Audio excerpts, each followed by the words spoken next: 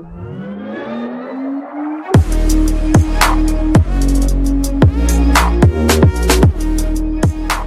guys! So, ngayon, isi-share ko naman sa inyo kung paano mag-recover ng Facebook account. Yan. So, paano? Tara, simulan natin. Yan. First, punta ka muna dito sa Facebook app mo. Open mo muna yung Facebook app mo and then, hanapin natin yung logout muna tayo and then, dito sa find your account, dito tayo. Ayan.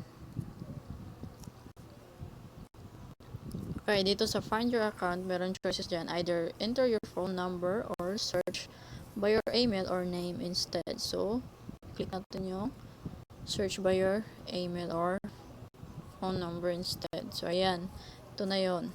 Enter your email or full name. So, i-recover ko yung isa kong account. Ito. Then, click mo yung search. Ayan, no? Ang dami. So, hanapin ko yun. So, ito yun. Ito. Click mo na pag nakita mo na yung profile ng account mo na yun. So, ito. Meron ditong tatlo. Either login mo siya, get a code instead, or not you. So, gawin natin is, click mo yung get a code instead. So, ayan. Ayan. Since inactive na yung cellphone number ko, so, gagamitin ko yung email ko. Ayan. Ayan. Then, click mo yung continue. As you can see, meron ito, enter the 6-digit code sent to yung email ko na meron. So, back muna tayo. Punta tayo sa Gmail app.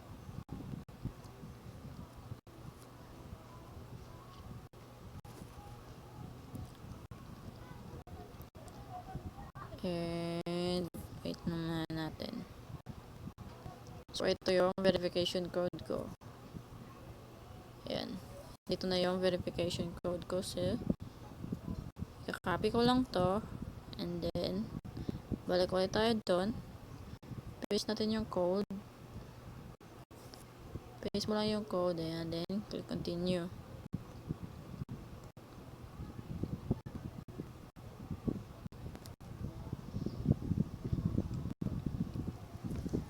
Wait mo lang siya mag-load. So, andito na.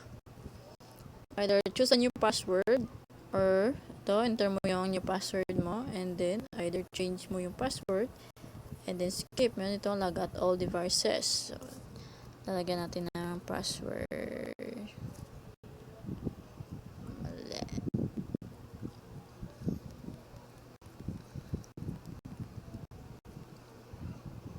Ayan, so click natin yung change password kasi ayoko muna siyang i-log out other devices. So, this is it. Finally, na-recover na natin yung sa kong account. Yan, madali lang, 'di ba?